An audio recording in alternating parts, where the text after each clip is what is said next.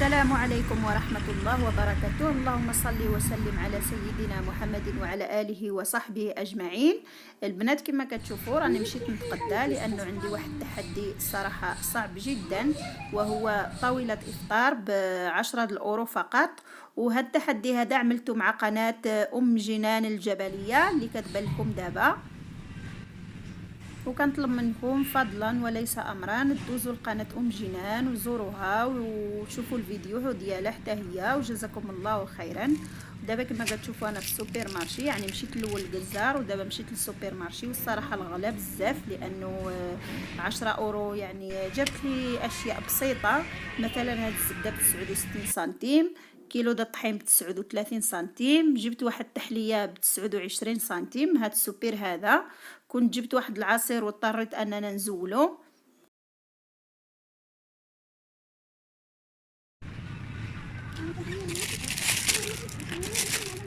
جبت هاد الكليب 60 سنتيم زائد واحد البنانه ب 20 سنتيم.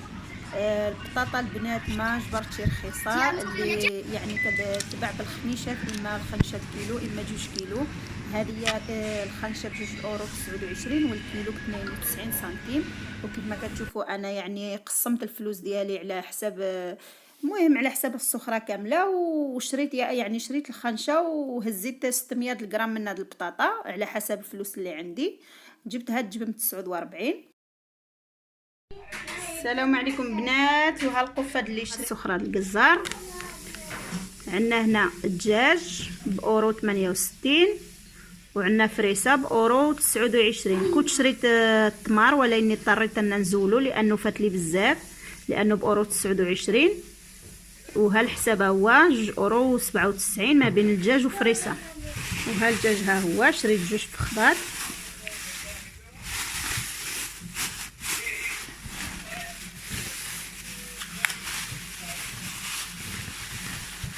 يعني 2 فخاد ديال الدجاج. وها فريسه نص كيلو كما قلت لكم بأورو 29. دابا غنمشيو للريالي. الصراحه دورت بزاف. عندي الفلفل أورو 39 ها هو. عندي البودين ها هو بودين فيها 3 الخماشي. عندي الطحين ب 39 سنتيم، يعني البودين والطحين والفلفل من ريال. وها هي 2 أورو 7 سنتيم. دابا السخرة كوفلان اللي مضروب عليه، يعني كنكون شريته للدار، واما صراحه هنا العصير كنت شريته باش نطحن به فريسه وهذه، ولكني فات لي بزاف، جاتني 3 أورو 2 سنتيم ما قدرتش، ولهذا زولت العصير. خليت الحليب ها هي ب 60 سنتيم، وخليت البنانه ب 20 سنتيم. غنطحنا مع هذه العصير اللي اردينا كيتجالي زايد. وليها والزبده 69 سنتيم. الزبده ردين. الزبده ها هي 69 سنتيم، والجبن ب 49 سنتيم ها هو، يعني أورو 98 ما بين الزبده والحليب والجبن. أورو 98. راني السخره يا خرار داينه. الزيتون هذا الجزر اخر، هذا الجعده ها هي الجزر 60 سنتيم. وعندنا الزيتون 90 سنتيم. وعندنا البصله بأورو الكيلو. ردينا التمر قلنا زولناه ما نعملوهش ما كتشوفوا. هذه هي السخره ديالي، يعني هادشي اللي استطعت نشري ب10 أورو. البطاطا يعني شريت خنشه وكتعمل 2 أورو وزياده، ولكن انتم عاد تشوفوا في الفيديو يعني ب 92 سنتيم الكيلو، ولهذا خديت الغرض اللي خصني انا. وحتى هو ضفت لها الثمن هذا. يعني هذا الشيء هذا كامل جاتني 10 €50، وزديت 50 سنتيم د البطاطا، يعني وزنت راسي في الدار ديالي. ودابا البنات بسم الله على بركه الله، اول حاجه كنقوم بها كنعدل الورقه للسيجار. كنعمل 2 كيسان د الطحين و2 كيسان د الماء، خاص النص بالنص، وشويه د الملح. كيلو د الطحين كما قلت لكم، يعني خصني نقسمو على 3 د الحاجات. كنخلطهم وكنعمل واحد الطنجره فيها الماء، وكنعمل عليها المقله، وكنبقى ندهنها يعني كندهن بهذه باش كيقولوا لا بواحد البنسيل، وكندوب الزبده، لانه كون ما طيب لي واحد الورقه خصني ندهنها بالزبده، يعني باش كيبقاو رطبين ومرخوفين على بعضيهم.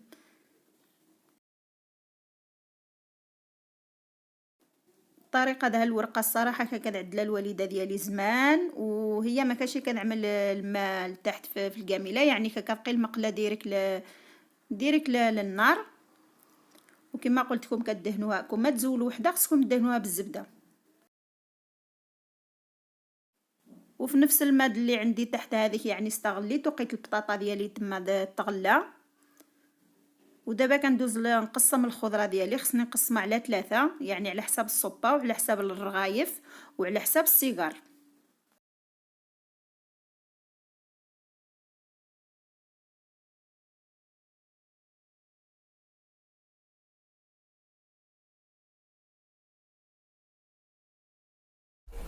كندوز نحضر الحشوه السيجار. شحرت ديك البصل اللي 3 بصيلات اللي بالزيت، وكنزيد عليهم ديك 2 الجعدات محكوكين، والفلفله مقطعه طريفات الزيتوين، وكنشحرهم مزيان حتى هما. دابا كنزيد لهم العطريه، عندي هنا الخرقوم والليبزار وشويه د الهريسه، يعني الفلفل حار مطحون، وشويه د الكيمون، وشويه د البودره د الثوم. اذا خصكم تعملوا الثومه عملوا يعني عاديه، يمكن لكم عاديه، انا بما انه ما شريتهاش العطريه ما داخلاش في التحدي. وكنزيد ديك البطاطات ونبرجهم مع بعضهم. دابا هذه على حساب هذه على حساب الرغايف كما كتشوفوا، زدت 4 البصيلات، وديك الخضره يعني شحرتها نفس الطريقه، وديك الفخاد الدجاج يعني طحنتهم بالماكينه. المهم نفس الطريقه كنزيد ديك الدجاج وكنعمل معاه التوابل ديالي. كنعمل الثومه، وهنايا عملت لهم شويه د الابزار وشويه د توابل الدجاج، وعملت لهم حتى يعني مال هذاك سكينجبير، وشويه د البودره الثوم كما قلت لكم، شويه د الخرقوم.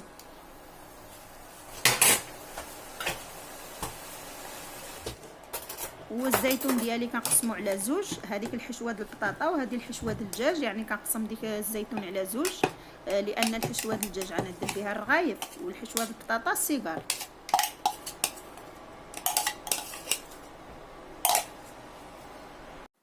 دابا كنبدا نلوي السيجار ديالنا. كما كتشوفوا الطريقه سهله بحال دائما، يعني كنعمل ديك الحشوه في واحد الطريف ودرد عليها من هالجي ومن هالجي ودلوي، ما كنلصقها حتى بشي حاجه، بما انه فيها الزبده وكتلصق بوحدها، وكيجيو مقرمشين كيجيو روعه هاد السيجار. وكما كتشوفوا خرجت لي يعني عدد لا باس به، وشطت لي هادشي د الحشوه. دابا كندوز نعجن الرغايف. كنعمل الطحين، يعني دابا عملت 3 الكيسان وزديت الرابع، وكان يعني ديك الكيلو د الطحين خصني يقيدني على 3 د الحاجات. كنعمل لهم شويه د الخميره د الحلوه وشويه السكر وشويه د الملح وواحد المعلقه د الزبده والماء دافي، وكنعجنهم وكدلكهم غير شويه. والله يخلف الله يجعل البركه، تخليهم يرتاحوا، تقطعهم على حساب الحجم اللي بغيتي نتينا، ومن بعد كدوز تعمرهم.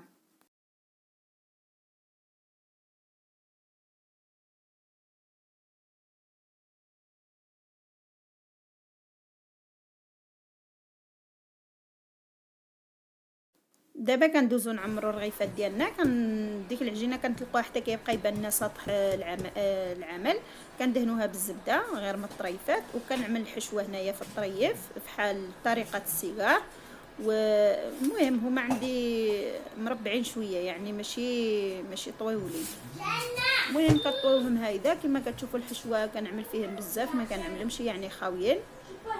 وكما انت كيف ما كتجي دلوي كتبقى تطلق ديك العجينه اللي من القدام كتبقى تطلقها بيديك باش كتجي نفس العجينه مع الجهه ومع الجهه، يعني باش كيجيو ما كيجيوش معجنين من واحد الجهه ومن واحد الجهه، كيجيو رقيقين.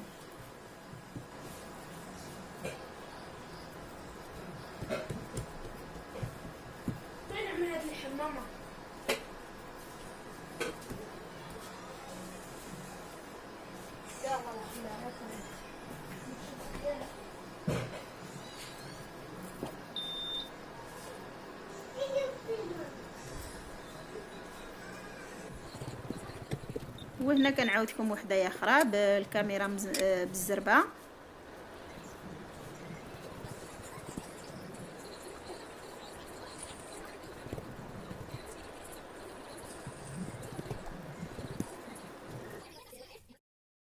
وخرجت لي عدد لا بأس به كما كتشوفوا هنا 6، وفي الطاوية اخرى عندي فيها 8، وحتى هنايا شطفت لي الحشوه. الصراحه هاد 10 الأورو فيها البركه ما شاء الله، يعني كما كتشوفوا الحشوه شاطف. ودابا كندوز نحضر السوبه بالخضره اللي بقات لي، 2 بطاطات، 2 جعدات، واحد الفلفله. كنعمل شويه الزبده وشويه الزيت في ديك الكاميله، وكنعمل ديك الطريفات د الدجاج اللي شاطو من الفخاد من الفوق. هادو ديك الفخاط هما كيقسموهم من الطهار د الفروج، يعني هادو ديك الجهه د الطهار د الفروج اللي شاطات من ديك 2 الفخيضات، هادو كنعمل بهم هذا السوبه. كنشحرهم شويه وكنزيد عليهم الخضره، والسوبه ديالي انا كنعمل فيها غير الابزار والملح، ما كنعملش فيها حاجه اخرى، وكنعمل لهم الماء ونخليهم يطيبوا.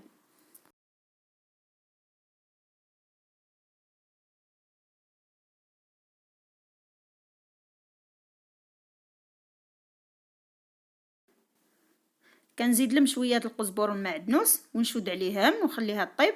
ملي كطيب كندوز نعم سيدي كنزول ديك الطريفه د اللحم اللي عملت تما، وكنطحن ديك الصوبه وديك اللحم كنفتثها ومن بعد كنطيحها لها. دابا كندوز نحضر واحد العجينه اخرى ديك المعجنات اللي معمرين بالجبن.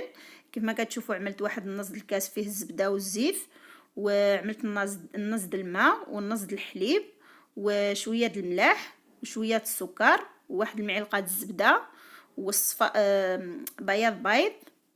ونسيت واحد الحاجه اللي مهمه هي الخميره، والصراحه هاد العجينه ما جاتليش مزيونه. هاد العجينه هذه سبق لي عدلتها في واحد الفطائر والصراحه كتجي رائعه، وانا نخلي لكم الرابط ديالها في صندوق الوصف. والطحين كما كتشوفوا تسالى 1 كيلو د الطحين، واضطريت ان نزيد شويه د الطحين من الدار، يعني اللي زديت في هاد 10 الأورو هو شويه د الطحين من الدار وواحد البيضه. هاد العجينه هذه خصها دليك، ومن بعد كتقطعها على الحجم اللي بغيتي نتينا، وكتعمرها بالجبن ولا بالحشوه اللي بغيتي نتينا. انا هالمره هذه بما انه جبرتها الجبن 49 سنتيم يعني عمرتها بالجبن.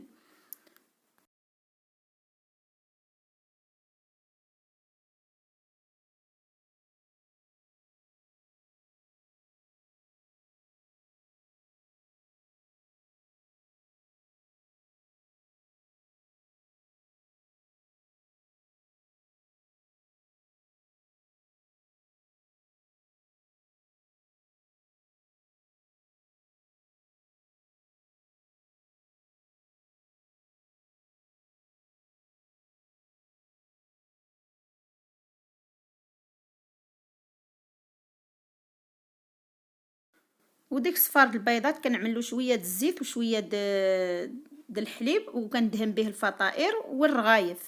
وكما قلت لكم دابا كنزول ديك الطريفات د اللحم وكنطحن الخضره، ومن بعد كنزيد عليها ديك اللحيمه اللي استغليتها من هاد العظيمين.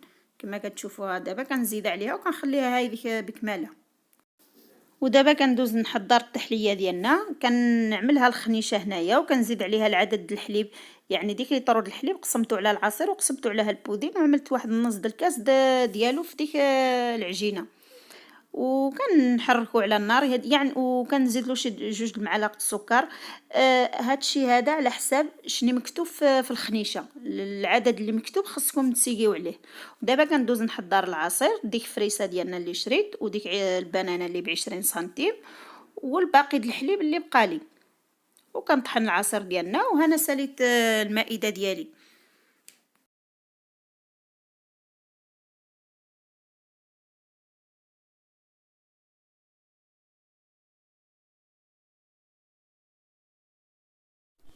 والبنات واخيرا انتهيت من التحضير كل شيء، والصراحه راني فخوره لانه ب10 اورو استطعت يعني نخرج هادشي كل شيء. وجزاكم الله خيرا. هاد التحليه نسيت ما قلت لكم، ديك فريسه زولت منها، يعني ديك شويه فريسات بس وقت التحليه ديالنا. وهادشي كل شيء يعني ب10 اورو، الا ديك البيضه اللي زديت كما قلت لكم، والتوابل وشويه د الطحين. وطبعا الشباكيه والتمر يعني ما داخلينش في التحدي هذوك ضد الدار. وهانتوما شفتوا الرغيفات ديالنا كيف جاو من الداخل، والسيجار ديالنا هو حتى هو مقرمش ورائع. والتحليه ديالنا ها هي جات مزيونه لذيذه. ودابا نقول لكم جزاكم الله خيرا على حسن المتابعه، وشكرا بزاف، ومع السلامه الى فيديو اخر ان شاء الله.